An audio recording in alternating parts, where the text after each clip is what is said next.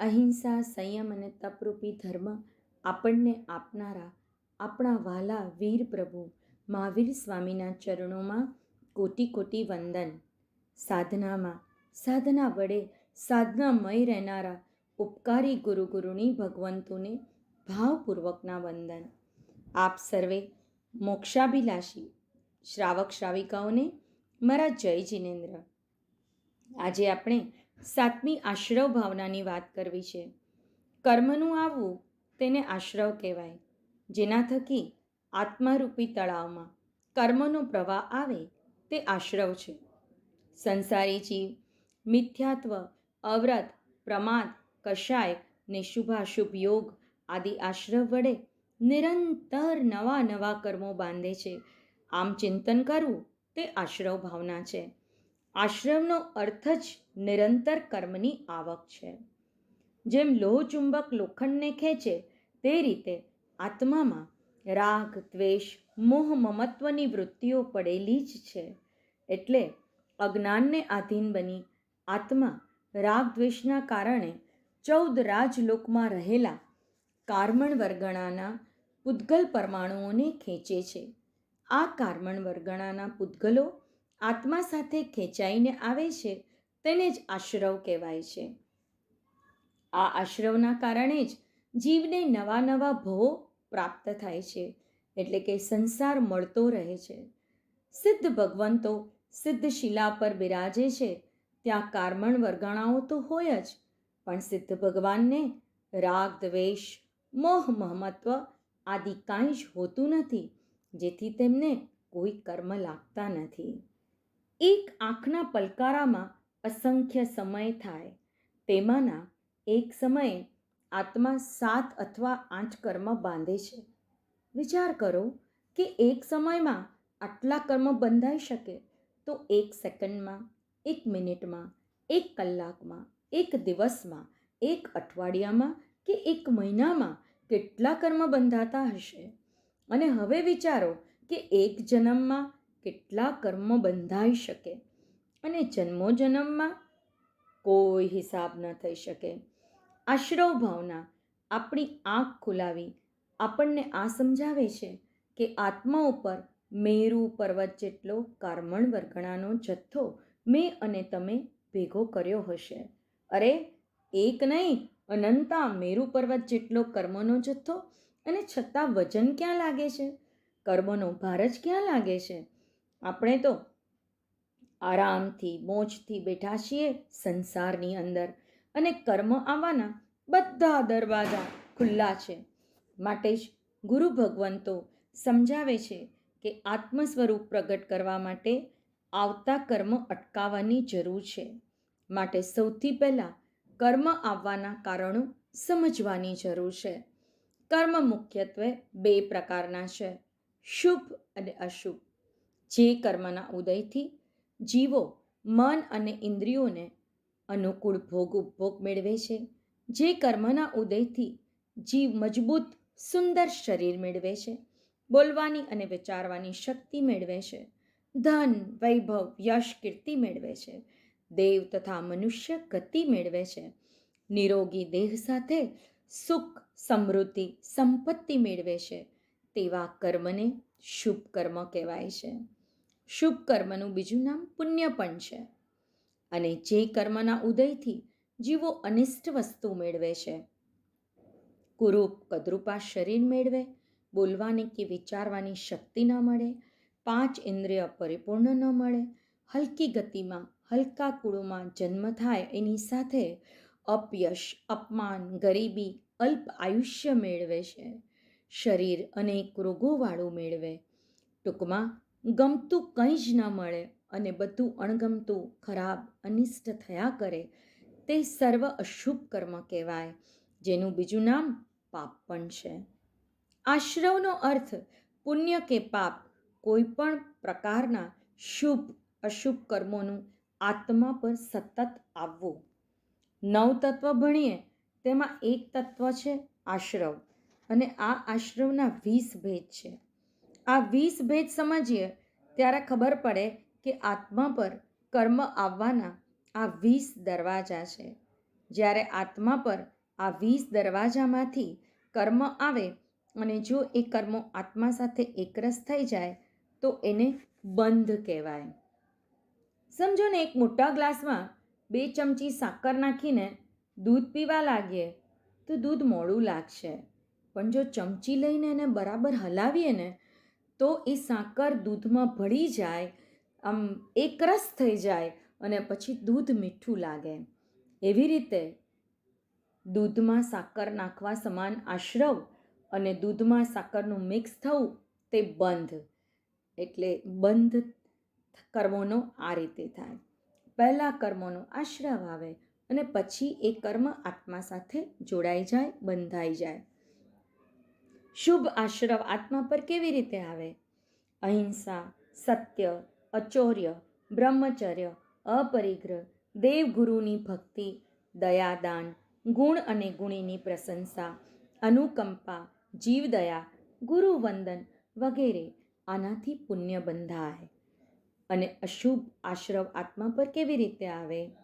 હિંસા, ચોરી, જૂઠ, મૈથુન સેવન, વ્યભિચાર, દુરાચાર, બળાત્કાર, મહાઆરંભ, પરિગ્રહ, અપશબ્દો, જ્ઞાન અને જ્ઞાનીની અસાધના, વિષય કષાયના સેવન, રાગ દ્વેષની અંદર અનુરક્તતા, પરનિંદા, સ્વપ્રશંસા, ક્રૂરતા, દેવગુરુ ધર્મની નિંદા, માંસાહાર અને રાત્રિ ભોજન આદિ અનેક પાપ આશ્રવના નિમિત્તો છે, અશુભ આશ્રવ લાવનાર છે.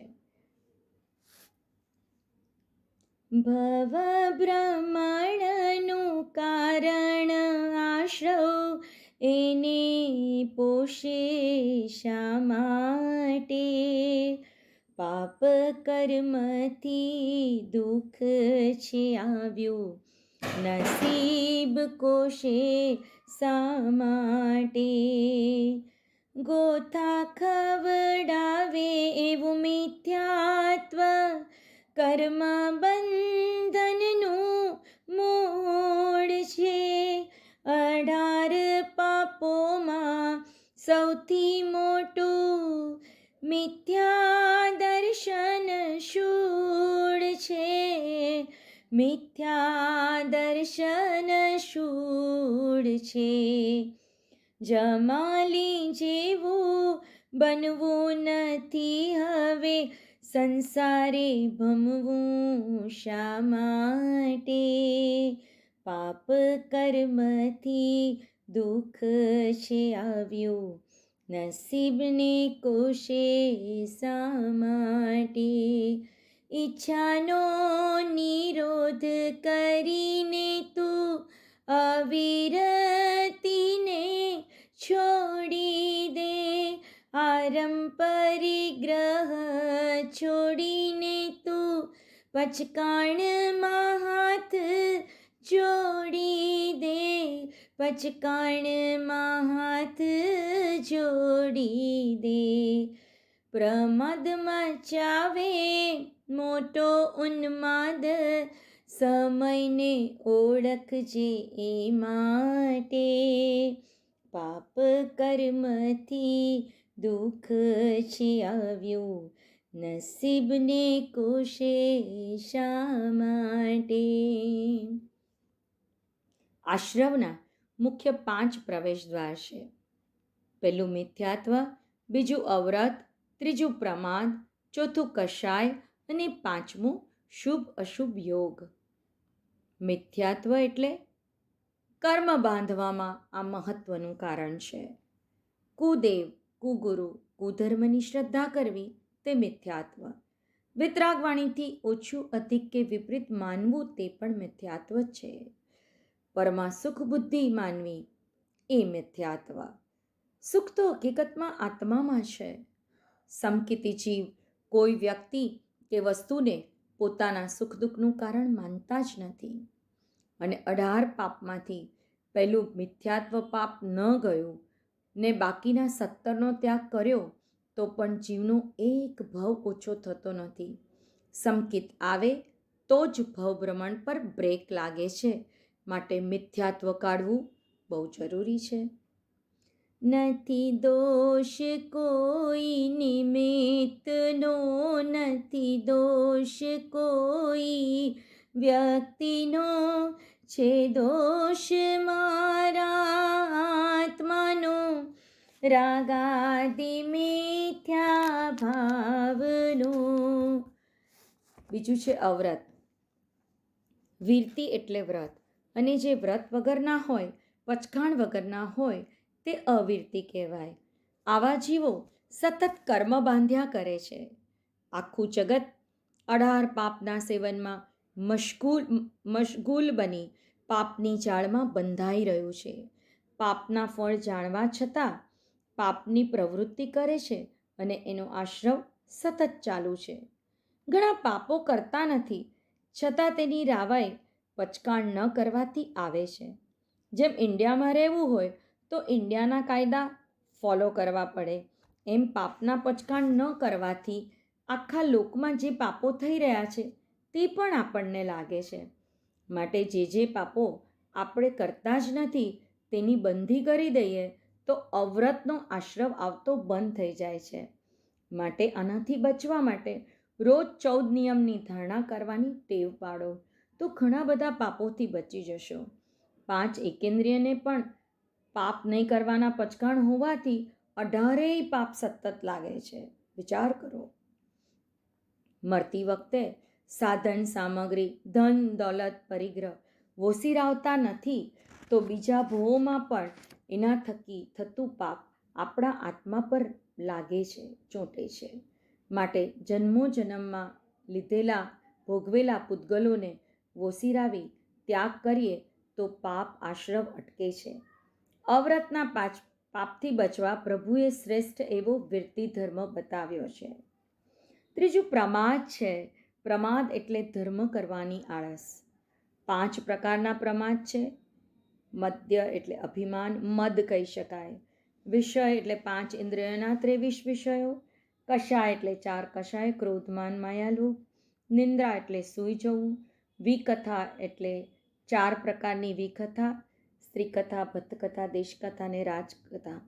આ 5 પ્રમાદના સેવનથી પણ આશ્રવ ચાલુ રહે છે. ચોથું છે કષાય. કસ વત્તા આય, જેનાથી સંસાર વધે તેને કષાય કહેવાય. ગાથાની અંદર પણ બતાવ્યું છે, કોહમ ચ માણમ ચ તહેવ માયમ, લોભમ ચૌથમ અચ્છત્થ દોષા. આ 4 આધ્યાત્મ જગતના દોષ છે. ક્રોધથી પ્રીતિનો, માનથી વિનયનો, માયાથી મિત્રતાનો અને લોભથી બધા સદ્ગુણોનો નાશ થાય છે. માટે કષાય છોડવા જેવા જ છે. 5મું છે યોગ, એટલે મન, વચન અને કાયા. આત્માનું કર્મ સાથેનું જોડાણ કરાવનાર યોગ છે. આત્મા આ 3 દંડથી સતત દંડાય છે. માટે રાત્રે સૂતા પહેલાં આટલું બોલવું કે જે પાપ મન વડે બાંધ્યું હોય, વચન વડે બોલાયું હોય અને કાયા વડે થયું હોય તે બધું જ અર્યંત અનંત સિદ્ધ ભગવંતની સાક્ષીએ મિચ્છામિ દુક્કડમ આવી રોજ બોલવાની પ્રેક્ટિસ રાખવી. આ 5 કર્મ આવવાના દરવાજા બતાવ્યા. આ 5 દરવાજા બંધ કરશું તો પાપરૂપ આશ્રવ આવતો બંધ થઈ જશે. પાપના ફળ ભોગવવા પડે, સમજે છતાં કેમ પાપો કરે, સમજે છતાં કેમ પાપો કરે. નરકની ગોદમાં જાવું પડે, નરકની ગોદમાં જાવું પડે, સમજે છતાં કેમ પાપો કરે, સમજે છતાં કેમ પાપો કરે. આવા આશ્રવોથી બચવું કઈ રીતે? 10 વૈકાલિક સૂત્રમાં શિષ્ય પોતાના ગુરુને પૂછે છે એક ગાથામાં, કહમ ચરે કહમ ચિઠ્ઠે કહમ આસે કહમ સયે, કહમ ભુંજંતો ભાસંતો પાવકમમ ન બંધય. એનો અર્થ, હે પ્રભુ, કેવી રીતે ચાલવું, ઊભા રહેવું, બેસવું ને સૂવું, કેવી રીતે ખાવું ને બોલવું, જેથી પાપ કર્મ ન બંધાય. ગુરુ ભગવંત ગાથા દ્વારા જવાબ આપે છે, જયમ ચરે જયમ ચિઠ્ઠે જયમ આસે જયમ સયે જયમ ભુંજંતો ભાસંતો પાવકમમ ન બંધય. એટલે કે જૈણાપૂર્વક ચાલવું, ઊભા રહેવું, બેસવું અને સૂવું, જૈણાપૂર્વક ખાવું અને બોલવું, જેથી પાપકર્મ બંધાય નહીં. આખા જીવનમાં આ બે ગાથા આત્મસાત થાય તો કર્મ નહીં બંધાય, અને કર્મ બંધાશે નહીં તો પછી ઉદયમાં આવશે નહીં. કર્મથી બચવા દરેક સાધકોએ જૈણા યાને ઉપયોગને જીવનમાં વસાવવો જોઈએ. આ આશ્રવ ભાવના સમુદ્રપાલે ભાવી. સમુદ્રપાલે પોતાના મહેલની ગેલેરીમાંથી એક દ્રશ્ય જોયું, જેમાં રાજાના માણસો એક અપરાધીને દોરડાથી બાંધીને સજા કરવા માટે લઈ જઈ રહ્યા હતા. પૂર્વનું ઉપાદાન તૈયાર હોવાથી સમુદ્રપાલના મનમાં ચિંતન ચાલ્યું કે આ ગુનો કર્યો છે, પાપ કર્યું છે ને, એની જ સજા છે. કડાણ કમાણમ ન મોક્ષ અથી. આશ્રવથી બાંધેલી કારમણ વર્ગણાઓ જીવે પોતે જ ભોગવવી પડે છે. આમ સમુદ્રપાલને સમજાઈ ગયું કે કર્મો છે તો જીવ દુઃખી છે, અને વૈરાગ્ય હાજર થઈ ગયો. આશ્રવને અટકાવનાર સંવરને જાણી સંયમ સ્વીકારી તે જ ભવમાં સિજ્જંતી બુજ્જંતી મુચ્ચંતી પરિનિવાયંતી થયા. માટે આશ્રવને સંસાર વૃદ્ધિનું કારણ જાણી એને અટકાવવાના છે. આશ્રવના નિમિત્તોથી બચી આશ્રવના માર્ગોને જાણી એનાથી બચવાનું સત્વ મારા અને તમારામાં પ્રગટ થાવ, તે જ મંગલ પ્રાર્થના. ચિનાગના વિરુદ્ધ કાંઈ પણ બોલાઈ ગયું હોય તો અરિહંત અનંત સિદ્ધ કેવલી ભગવંત આપની સાક્ષીએ તસ્મિચ્છામિ દુગ્ધમ. કાલે સૂર્ય ઉગે ત્યાં સુધી ઉપરાંત ન પાડીએ ત્યાં સુધી એક પચકાણ કરાવું છું. આશ્રવ આવવાના 5 દરવાજા આપણે જાણ્યા છે. તો અવ્રત એટલે કે વ્રત પચકાણ, કોઈ પણ એક આખા વર્ષનું વ્રત પચકાણ કરજો કે જેથી અવ્રતનો દોષ ન લાગે.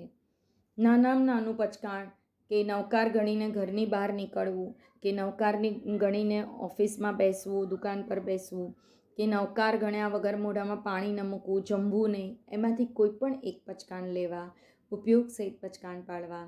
તસ્સ ભંતે પરિકમામી નિંદામી નરિહામી અપ્પાણમ રુસિરામી. માંગલે ફરમાવું છું, નમો અરિહંતાણમ, નમો સિદ્ધાણમ, નમો આયર્યાણમ, નમો ઉવજ્જાયાણમ, નમો લોય સવ્વસાહુણમ.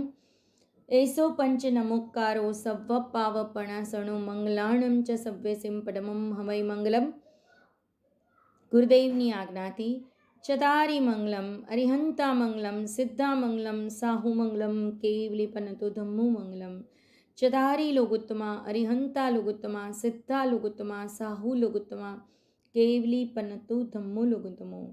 ચતારી શરણમ પવજ્જામિ, અરિહંતા શરણમ પવજ્જામિ, સિદ્ધા શરણમ પવજ્જામિ, સાહુ શરણમ પવજ્જામિ, કેવલી પન્નતમ ધમ્મમ શરણમ પવજ્જામિ. એ 4 શરણા, 4 મંગલ, 4 ઉત્તમ જે નર કરે તે ભવ સાગરમાં ન ડૂબે તે સકલ કર્મનો આણે અંત. મોક્ષ તણા સુખ લઈ અનંત, ભાવ ધરીને જે ગુણ ગાય તે જીવ તરીને મોક્ષે જાય. સંસારમાં અહીં શરણાચાર અવર્ણ શરણું કોઈ, જે નર નારી આદરે તેને અક્ષય અવિચળ પદ હોય. અંગૂઠે અમૃત વસે લબ્ધિ તણા ભંડાર, ગુરુ ગૌતમને સમરીએ તો સદાય મનવાંછિત ફળદાતાર. ભાવે ભાવના ભાવીએ ભાવે દીજે દાન, ભાવે ધર્મ આરાધીએ તો ભાવે કેવળ જ્ઞાન. પ્રભુ ભાવે પદ નિર્વાણ. ઓમ શાંતિ શાંતિ શાંતિ. જય જિનેન્દ્ર, જય Mahavir. Thank you very much.